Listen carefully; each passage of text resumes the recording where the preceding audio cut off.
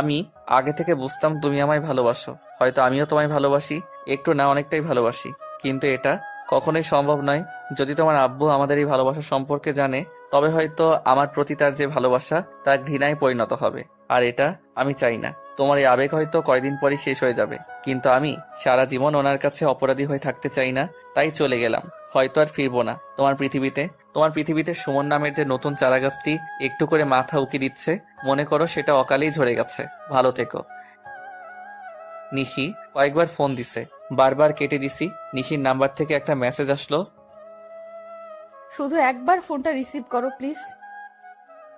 মেসেজটা সিন করে ফোন দিলাম। হ্যাঁ বলো। নিশি শুধু কান্না করছে, কেন জানি না ওর কান্না সহ্য হচ্ছে না, তাই ফোনটা কেটে দিলাম। আবার ও ফোন দিল। তুমি প্লিজ যেও না, ফিরে আসো। কান্না করেই যাচ্ছে, কেন জানি না আমার চোখেও পানি চলে আসলো, তাই ফোনটা কেটে দিয়ে বন্ধ করে রাখলাম। অনেকদিন পর বাসায় আসলাম। বাসার সবাই আমায় দেখে অনেক খুশি হলো। আমিও সবার সাথে হাসি মুখে কথা বলছি, কিন্তু ভাবতেও অবাক হয়ে যাচ্ছি আমি পৃথিবীর সর্বশ্রেষ্ঠ অভিনেতা হয়ে গেছি। বাসার কেউ বুঝতেই পারিনি আমার ভিতরে কি ঝড় যাচ্ছে। বাসায় এসে কিছুতেই মন বসছে না, বারবার শুধু নিশির কথা খুব করে মনে পড়ছে। বাসায় এসে 2 দিন এভাবেই কেটে গেল। 2 দিন কোথাও যাইনি, সারাদিন রুমের মধ্যে বসেছিলাম। এলাকার এক বন্ধু হঠাৎ এসে আমায় ক্রিকেট খেলতে নিয়ে গেল। 2 দিন কোথাও যাইনি, তাই আম্মু জোর করে পাঠিয়ে দিল।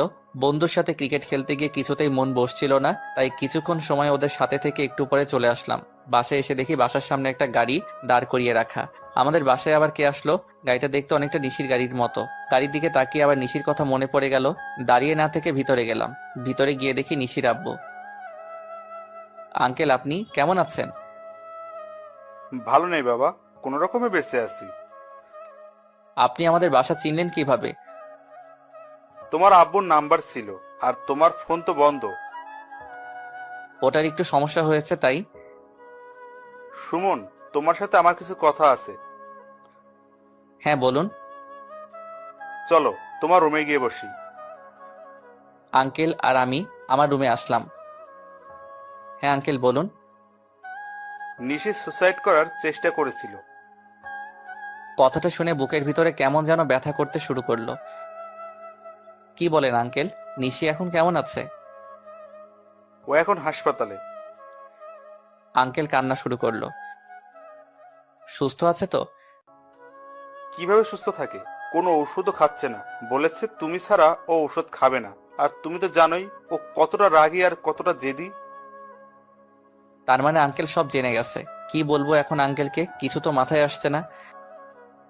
তুমি যেদিন চলে আসলে সেদিনও ও সব খাওয়া দাওয়া বন্ধ করে দিয়েছিল। সারাদিন রুমের মধ্যে বসে কান্না করে। তোমার একটা ছবির সাথে সারাদিন কি যেন কথা বলে আর কান্না করে। তুমি জানো ও আমার সাথে কথাও বলেনি, রুম থেকে বেরো হয়নি। আমার দিনগুলো কেমন করে কাটাচ্ছি তা তোমাকে বোঝাতে পারবো না। তোমার ফোন বন্ধ জেনেও বারবার তোমায় ফোন দিছে। আমি কিছু বলছি না, শুধু মাথা নিচু করে শুনছি। আঙ্কেল একটু থেমে চোখের পানি মুছে আবার বলতে শুরু করলেন। ও যে তোমাকে ভালোবাসে সেটা আমি অনেক আগে থেকেই জানতাম। ছোটবেলায় ওর মা মারা যাওয়ার পর থেকে আমি ওর মা, আমি ওর বাবা, তাই ও সব কথা আমার সাথে শেয়ার করত। আমি জানি তুমি খুব ভালো একটা ছেলে, তাই আমি ওকে বাধা দেইনি, বরং উৎসাহ দিয়েছি। তুমি যদি আসার আগে একবার আমায় বলতে কারণটা, তাহলে হয়তো আজ এই দিনটা হাসতো না। সরি আঙ্কেল, আমি বুঝতে পারিনি। প্লিজ তুমি আমার সাথে চলো, নয়তো আমার মেয়েটা বাঁচবে না। ও তোমায় অনেক ভালোবাসে, প্লিজ ওকে কষ্ট দিও না। ও আমার বাঁচার একমাত্র অবলম্বন। আঙ্কেলের সাথে কথা বলে ব্যাগ গোছাতে লাগলাম। আঙ্কেল আব্বু আম্মুর সাথে কি যেন কথা বলল। এরপর খাওয়া দাওয়া করে আমি আঙ্কেলের সাথে চলে আসলাম। আসার আগে আম্মু শুধু বলল, পরের বার আসার সময় বউকে সাথে করে নিয়ে আসিস। আঙ্কেল আর আমি হাসপাতালে আসলাম। এসে দেখি নিশি ঘুমাচ্ছে, তাই ওকে না ডেকে আমি বাসায় চলে আসলাম। এসে ফ্রেশ হয়ে একটু বিশ্রাম নিয়ে হাসপাতালে চলে আসলাম। দরজার কাছে আসতেই বুঝলাম নিশির ঘুম ভাঙছে।